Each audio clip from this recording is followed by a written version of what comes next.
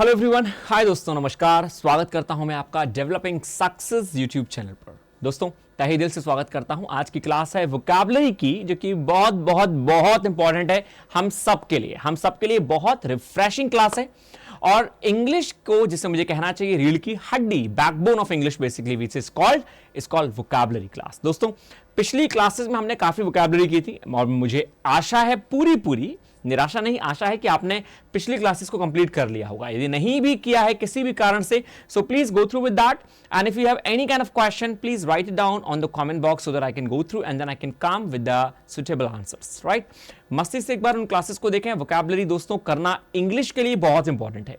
इस बात को आप गांठ बांध लें। जैसे कोई भाषा होती है, यदि मैं हिंदी में कहूं कि किसी भी अंग्रेज को हिंदी सीखनी है, तो पहले उसे हिंदी की व्याकरण सीखने से पहले हिंदी के शब्दों को याद करना पड़ेगा कुछ, उसके बाद व्याकरण करेगा। शुद्धि बाद में की जाएगी, पहले हम समझ लें कि सामने वाला कह क्या रहा है। सेम इंग्लिश में है, सेम इटालियन में है, सेम स्पेनिश में है, सेम पोर्चुगीज में है, किसी भी लैंग्वेज में है। तो दोस्तों, वोकैबुलरी मस्ट है, इंपॉर्टेंट है, आप इनको लर्न करें so that you can make your efforts in a very effortful way. You can make your efforts in a very fruitful way. तो इसलिए प्लीज मेरी आपसे हम्बल रिक्वेस्ट है, हर एक वोकैबुलरी को मस्ती से लर्न करें और कोशिश करें इनको अपने डेली लैंग्वेज में यूज करने की, अपने दोस्तों के साथ, अपने घर वालों के साथ, अपने सगे संबंधियों के साथ। Try to use them in your spoken English. Try to speak English as much as possible and use this kind of vocabulary in your sentences. ठीक है, तो स्टार्ट करेंगे आज और देखेंगे कि आज के इंपॉर्टेंट 25 वर्ड्स जो हैं वो कौन से हैं आज की वोकैबुलरी में। वीडियो को लाइक जरूर करें, साथ ही साथ इस चैनल को सब्सक्राइब कर लें यदि नहीं किया है। मेरे यहाँ पे कुछ जो नए दोस्त हैं, और साथ ही साथ इस वीडियो को शेयर करें दोस्तों, बहुत ज्यादा से ज्यादा शेयर करें जितना आप कर सकते हैं।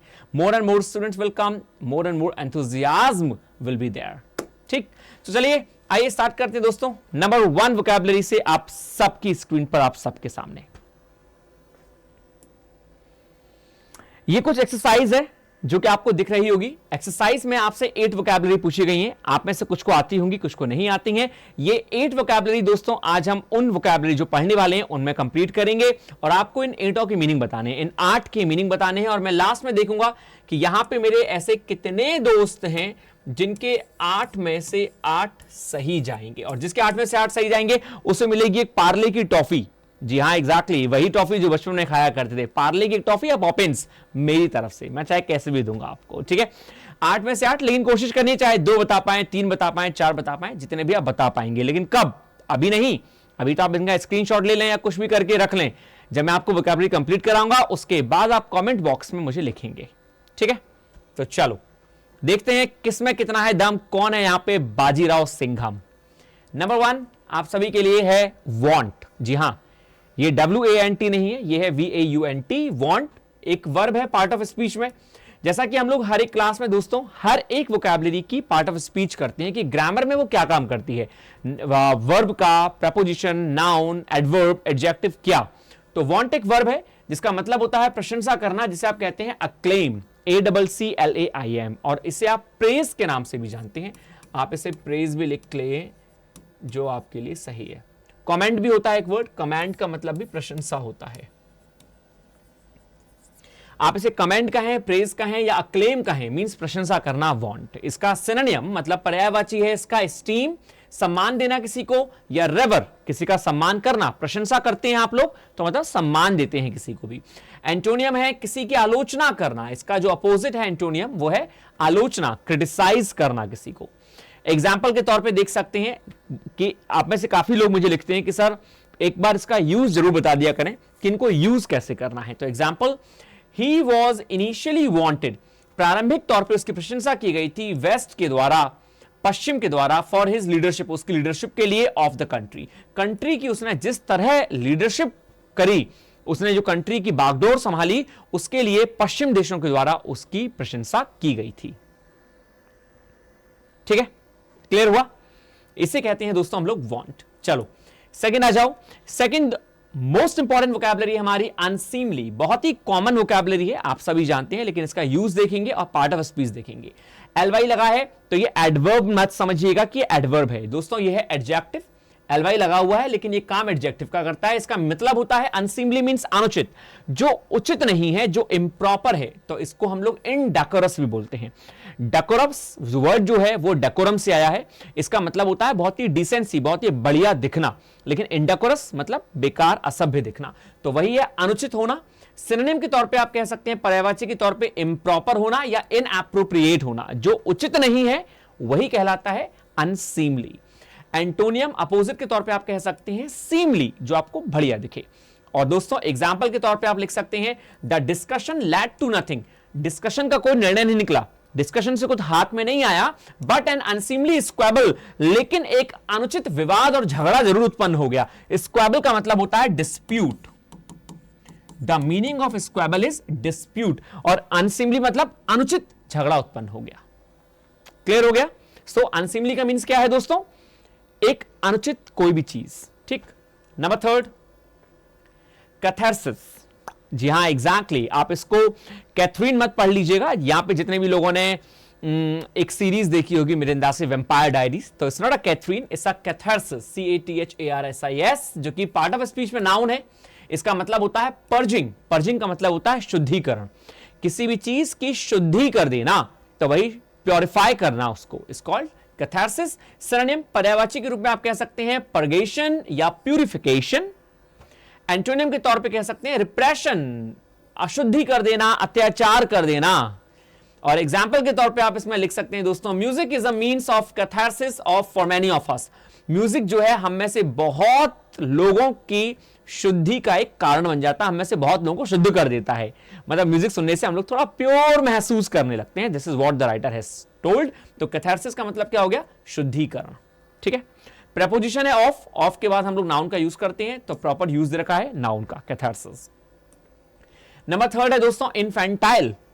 आपने से काफी लोगों ने वर्ड सुना होगा इन्फेंट। इन्फेंट का मतलब क्या होता है? नवजात, जिसे आप कहते हैं, उसी से बना है infantile.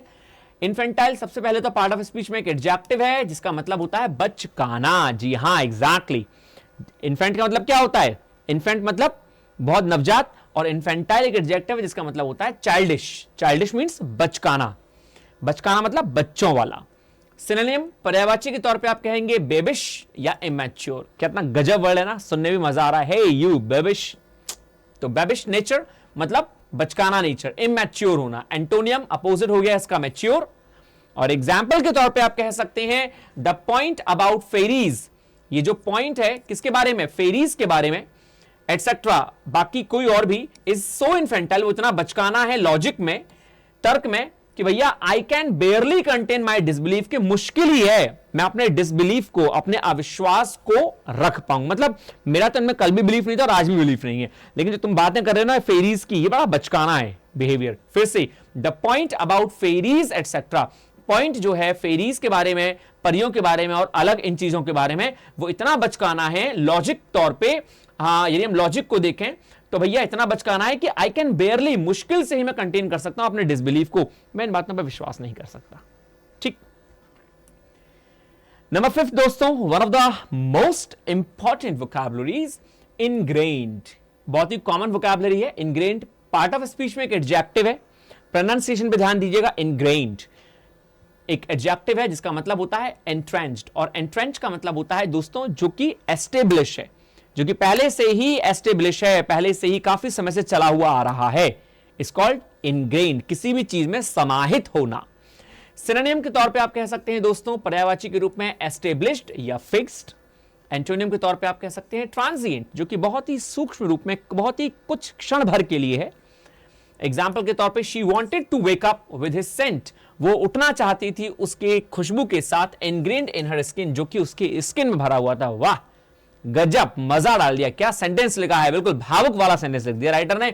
She wanted to wake up with his scent, वो उसके सेंट के संग उठना चाहती थी। इनग्रेन्ड इन हर स्किन, जो उसकी स्किन में, उस बंदे का, उस व्यक्ति विशेष का जो परफ्यूम था, जिसकी खुशबू थी, वो महक रही थी। सो इनग्रेन्ड का मीनिंग क्या हो गया? The meaning of ingrained is समाहित होना, किसी भी चीज में एस्टेब्लिश होना, ठीक है। मस्ती के संग पढ़ें और मुझे बताते चलें, मजा आ रहा है ना? वीडियो को लाइक जरूर कर लें भाई, बहुत ध्यान से।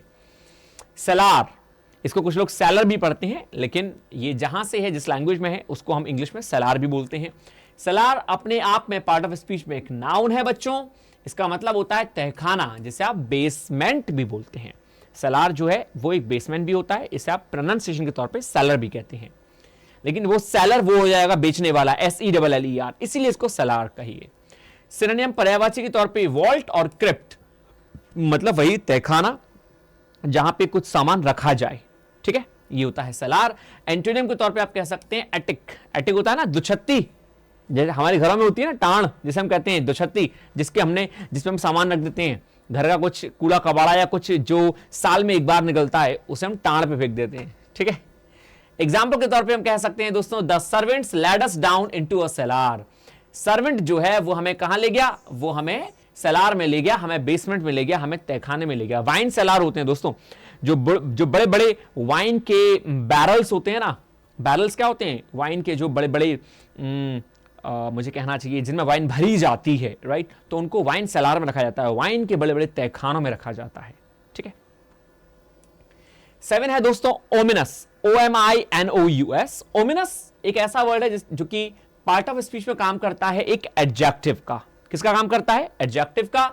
और इसका मतलब होता है अमंगल। जी हां, एग्जैक्टली, अमंगल, मंगल भवन अमंगलहारी। तो वो जो अमंगल वर्ड है वो है ओमिनस, मतलब थ्रेटनिंग, डरावना, थोड़ा सा अमंगलकारी। ओमिनस एक नेगेटिव वर्ड है। सिनोनिम के तौर पे आप कह सकते हैं मिनेसिंग और बेलफुल, मतलब थोड़ा श्राप से भरा हुआ, या फिर बहुत ही जिसे कहना चाहिए मिनेसिंग, डरावना सा, ठीक है। एंटोनियम के तौर पे आप कह सकते हैं प्रॉमिसिंग, बड़ा अच्छा सा लगने वाला। एंटोनियम है, पॉजिटिव होगा इसका, प्रॉमिसिंग, बहुत ही बढ़िया। Example, my ominous tone didn't register with him. मेरी ओमिनस जो टोन है, मेरी जो अशुभ जो टोन है, अशुभ अमंगल जो टोन है, डिडंट रजिस्टर विद हिम, वो उसके संग मेल नहीं खा पाई, वो उसके संग मिली नहीं, right. Number 8 malice, MALAISE। Malice दोस्तों पार्ट ऑफ स्पीच में एक नाउन है जिसका मतलब होता है अप्रसन्नता। एक नेगेटिव वर्ड है। MAL, किसी भी वर्ड के आगे MAL आ जाए तो आप समझ जाइए कि ये एक नेगेटिव वर्ड है। सो मैलिस एक नेगेटिव वर्ड है, नाउन है पार्ट ऑफ स्पीच में। अप्रसन्नता इसका मीनिंग होता है अनहैप्पीनेस, मैलिस, ठीक है। अप्रसन्नता के संग संग इसका मतलब दुर्भावना भी होता है। आपके मन में किसी के प्रति गलत भावना है, ये भी मैलिस होगा, ठीक है। Having a wrong feeling.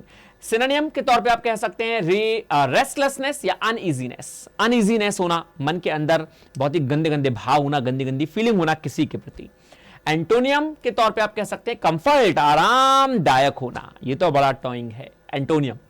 और भैया एग्जाम्पल जो कहे वो आप कह सकते हैं an infected person will feel a general malice. एक इन्फेक्टेड जो पर्सन है, जो इन्फेक्टेड है, जो संक्रमित है, will feel a general malice, वो आमतौर पे मैलिस फील कर सकता है, वो आमतौर पे डिस्कंफर्ट फील करता है, क्योंकि इनकम वो कैसा पर्सन है, इन्फेक्टेड है, तो वो मैलिस ही फील करेगा, डिस्कंफर्ट फील करेगा, बेचैनी फील करेगा।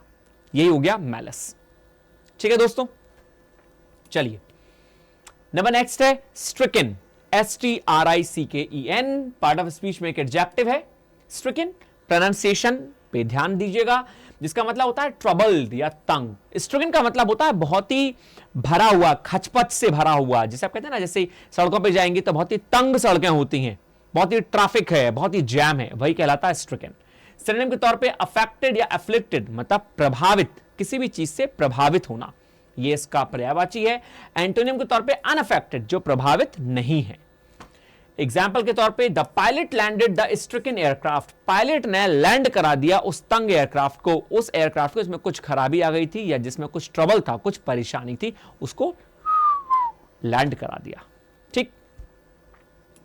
नंबर 10 है दोस्तों ऑस्टेंसिबल। वैसे तो ऑस्टेंसिबल जो वर्ड है अपने आप में एडजेक्टिव है, वैसे तो क्या मतलब है ही एडजेक्टिव, लेकिन वैसे तो इसका मतलब शो ही होता है, दिखावटी, लेकिन कहीं कहीं इसका मतलब अपेरेंट, क्लियर भी होता है। जब आप किसी भी चीज को क्लियर कहते हैं, स्पष्ट रूप में कहते हैं, अपेरेंट बोलते हैं, तो यही कहलाता है क्या, ऑस्टेंसिबल। लेकिन हिंदी में इसका मतलब ख्याली, बड़ा ही सटीक लिखा हुआ है, ख्याली पुलाव, मतलब शोई, दिखावटी, दिखावा करना।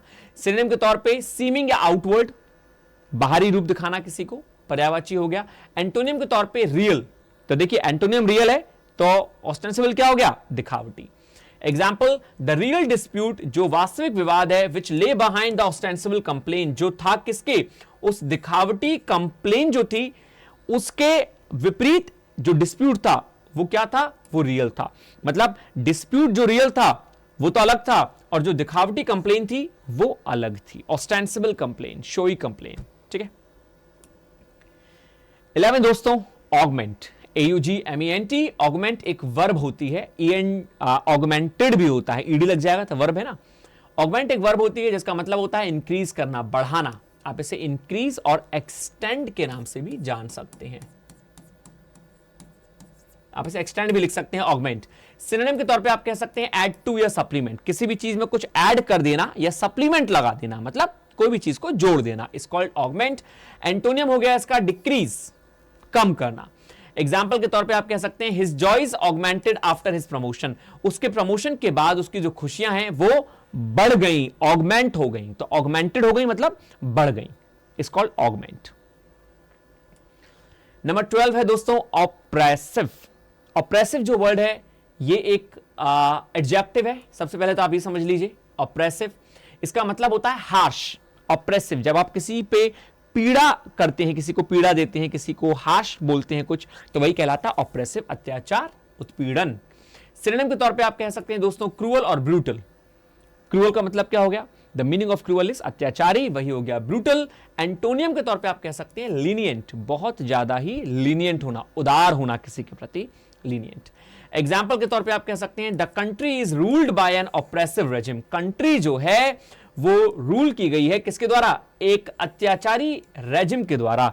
रेजिम का मतलब क्या हो गया, एक अत्याचारी शासन के द्वारा कंट्री पे क्या किया गया है, रूल किया गया है, शासन किया गया है। ठीक। नंबर 13 दोस्तों स्केर्सली, बहुत ही कॉमन वर्ड है, एलवाई लगा हुआ है तो आप सभी जानते हैं कि ये क्या है, एडवर्ब है। स्केर्सली इसको आप रेयरली के नाम से भी जानते हैं, लिखा हुआ है रेयरली, कठिनता से, आप इसे कह सकते हैं हिंदी में मुश्किल से। कोई भी काम या कोई भी चीज जो मुश्किल से हुई हो वही कहलाती है स्केर्सली। सिनोनिम के तौर पे आप कह सकते हैं सेल्डम या इनफ्रीक्वेंटली, कभी कभार, रेयरली ही कोई काम होना। एंटोनियम हो गया इसका ऑफन, प्रायः। Example they could scarcely all be wrong, मुश्किल से ही वो सारे गलत हो सकते हैं। भैया सारे के सारे तो गलत नहीं हो सकते, बहुत ही मुश्किल है कि सारे गलत हो जाएं। They could scarcely all be wrong. ठीक है। 14 है दोस्तों misbelief. Everybody knows this one, this is not a new word, it's very common word. Misbelief अपने आप में एक नाउन है, बिलीफ नाउन होता है, विश्वास, मिसबिलीफ गलतफहमी हो जाना, गलतफहमी, अनऑर्थोडॉक्सी। ठीक है। ऑर्थोडॉक्सी जो आपको गलतफहमी नहीं, आप टिके हुए हैं, अनऑर्थोडॉक्सी मतलब गलतफहमी हो जाना। सिनोनिम हो गया हेरेसी या डिल्यूजन, मतलब इल्यूजन, डिल्यूजन, माया, भ्रम हो जाना। एंटोनियम हो गया अनऑर्थोडॉक्सी, जो ऑर्थोडॉक्सी मतलब अब आपको भ्रम नहीं है, आप जो चीज मानते हैं उसी पे अडिग हैं, फर्म हैं। आप एंटोनियम के तौर पे इसको फर्म भी बोल सकते हैं। एग्जाम्पल के तौर पे आप कह सकते हैं दोस्तों it is a misbelief that alcohol problems require a specialist response. ये एक मिसबिलीफ है, ये एक गलत विश्वास है क्या कि भैया अल्कोहल प्रॉब्लम्स जो हैं उनके लिए क्या चाहिए, एक स्पेशलिस्ट रेस्पॉन्स चाहिए। ऐसा कुछ नहीं है यार, अल्कोहल प्रॉब्लम नॉर्मल भी ठीक की जा सकती है। This is what we call misbelief. Next है दोस्तों इंसेप्शन, INCEPTION, इंसेप्शन। इंसेप्शन अपने आप में पार्ट ऑफ स्पीच में एक नाउन है जिसका मतलब होता है स्थापना करना, एस्टेब्लिशमेंट। किसी भी चीज की स्थापना करना, एस्टेब्लिशमेंट, इंसेप्शन कहलाता है। सिनोनिम के तौर पे आप कह सकते हैं इंस्टीट्यूशन या फाउंडेशन। फाउंडेशन होना, इंस्टीट्यूशन मतलब किसी भी चीज की स्थापना कर देना। एंटोनियम के तौर पे होता है एंड कर देना, किसी भी चीज की समाप्ति, इज कॉल्ड इंसेप्शन का antonym. Example she has been on the board, She has been on the board since its inception 2 years ago. She has been on the board, वो उस चीज पे थी, वो बोर्ड पे थी, वो चढ़ाई पे थी जब से उसका इंसेप्शन 2 years ago, 2 साल पहले उसकी शुरुआत हुई। मतलब वो उसकी शुरुआती दौर से ही 2 साल पहले से ही उस चीज के साथ थी, उस चीज का हिस्सा थी। तो she has been on the board since the inception. Inception का मतलब क्या हो गया, शुरुआती दौर, बिल्कुल स्थापना दिवस है, स्थापना, एस्टेब्लिशमेंट। राइट एवरीबॉडी, वीडियो को मस्ती से दोस्तों प्रेस करते जाइए, लाइक करते जाइए और अपने अपने दोस्तों को शेयर जरूर कर दें। नहीं किया तो वीडियो को पॉज करें और एक बार शेयर जरूर करें प्लीज। एक्सप्लिकेबल, एक्सप्लिकेबल दोस्तों एक एडजेक्टिव है पार्ट ऑफ स्पीच में जिसका मतलब होता है कॉम्प्रिहेंसिबल। कॉम्प्रिहेंसिबल मतलब होता है व्यापक। जब आप किसी भी चीज को व्यापकता से समझते हैं, बहुत ही डिलिजेंटली समझते हैं इज कॉल्ड कॉम्प्रिहेंसिबली, और वही कहलाता है एक्सप्लिकेबल, एक्सप्लेनेशन के साथ। सिनोनिम पर्यायवाची है इसका अंडरस्टैंडेबल या डेफिनेबल, और एंटोनियम है इसका इनएक्सप्लिकेबल, जिसको सूक्ष्म रूप में समझा जाए, जिसको पूरे एक्सप्लेनेशन के साथ ना समझा जाए। Example, differences in schools were not explicable. जो डिफरेंसेस हैं स्कूल्स में were not explicable in terms of, वो इतने बोधगम्य नहीं थे, वो इतने कॉम्प्रिहेंसिबल नहीं थे, इतने व्यापक नहीं थे। किसके? इन टर्म्स ऑफ डिफरेंसेस इनटेक। यदि हम उन डिफरेंसेस को देखें जिसमें एडमिशन किए जाते हैं, इनटेक किया जाता है, तो उसमें उतने ज्यादा डिफरेंसेस नहीं थे, उसमें उतनी ज्यादा वो चीजें समझने योग्य नहीं थी, वो चीजें कॉम्प्रिहेंसिबल नहीं थी। डिफरेंसेस जो थे इन स्कूल्स में वर नॉट एक्सप्लिकेबल, वो उतने समझदारी योग्य नहीं थे, कॉम्प्रिहेंसिबल नहीं थे। ठीक है। 17 है दोस्तों वायबल, VIABLE, वायबल अपने आप में एक एडजेक्टिव है, BLE लग जाए एबल, ABLE तो वो एडजेक्टिव बन जाता है।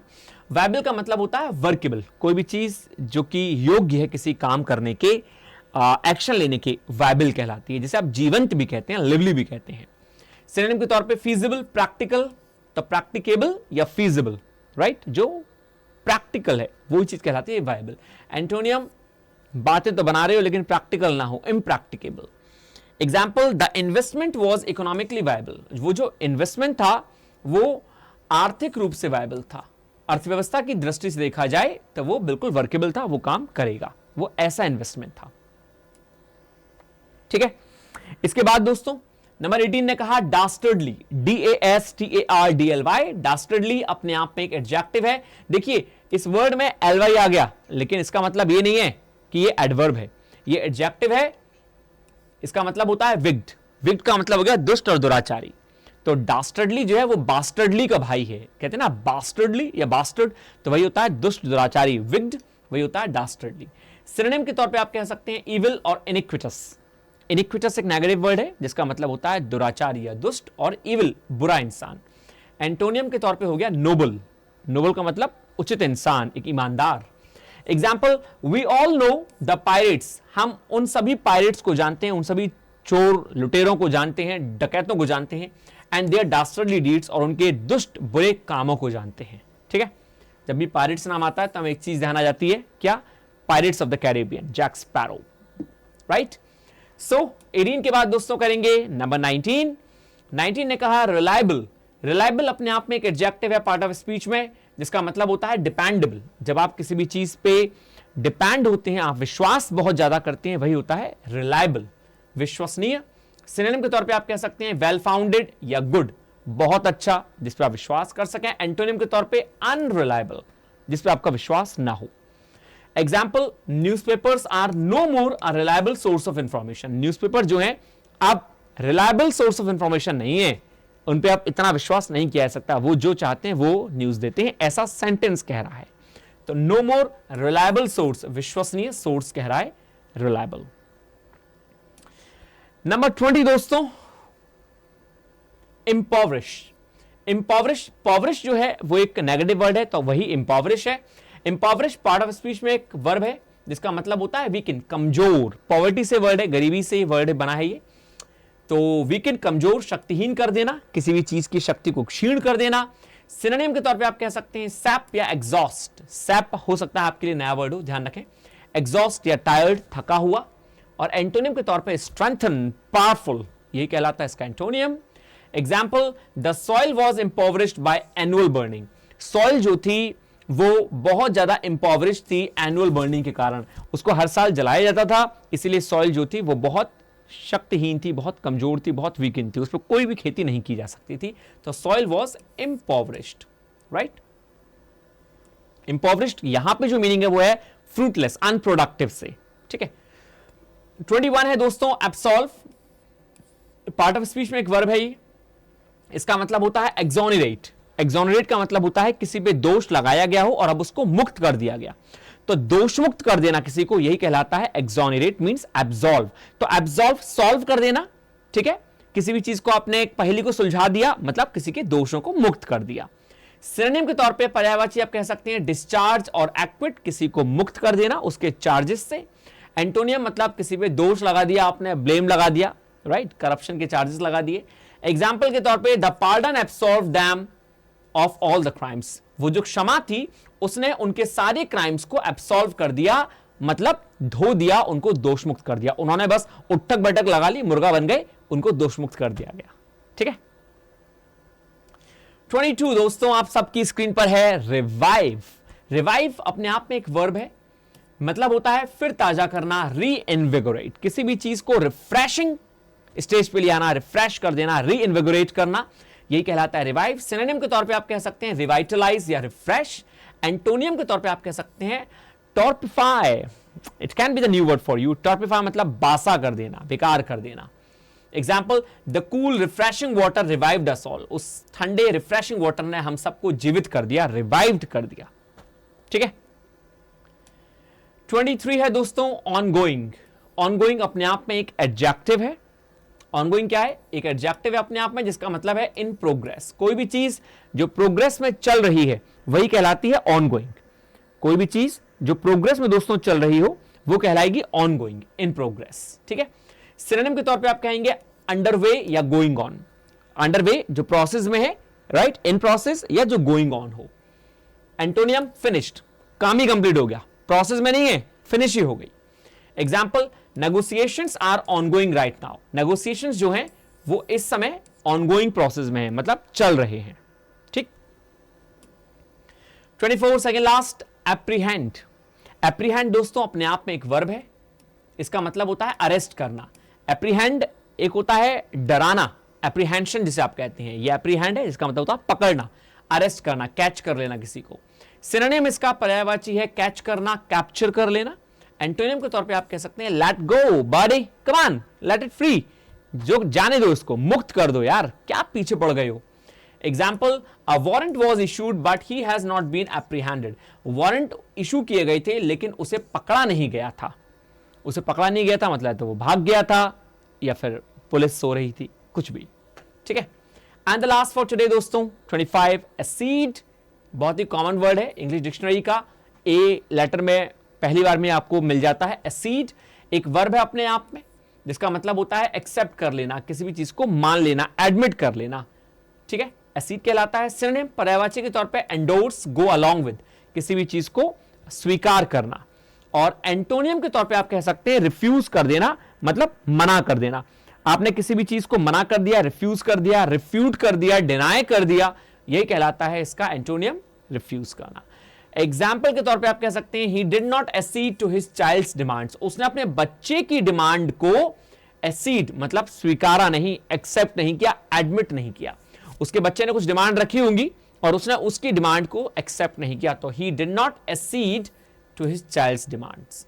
चाइल्ड्स एपोस्ट्रोफी एस लग गया, क्या बन गया? Possessive case.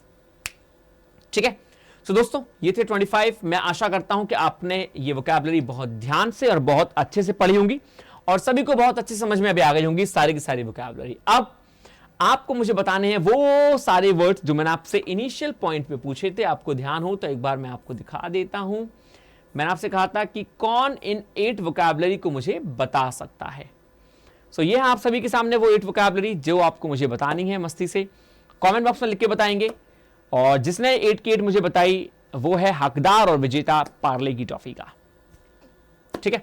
सो दोस्तों टेक केयर ऑफ योरसेल्फ। फिर मिलेंगे हम लोग नेक्स्ट क्लास में मस्ती के साथ। यूं ही अपना प्यार बरसाते रहिए, यूं ही क्लासेस को ज्वाइन करते रहिए और कहीं कोई कैसा भी क्वेश्चन है जो आप मुझसे कहना चाहें तो प्लीज मुझे आप जरूर लिखें, जरूर जरूर जरूर ध्यान से लिखें। ठीक है। इंग्लिश की आपकी हर एक चीज के लिए मैं हूं आपके पास और मस्ती से कोई भी क्वेश्चन हो एडवांस लेवल तक का, so I will solve those kind of queries और questions wherever you have in your mind, in your body, in your soul, in your heart, wherever you have, right? So just you can ask me anytime, anywhere. So thank you दोस्तों, take care of yourself. Don't forget to miss me and please share the video as much as possible. Thank you. Stay happy, stay healthy and stay hungry. Namaskar.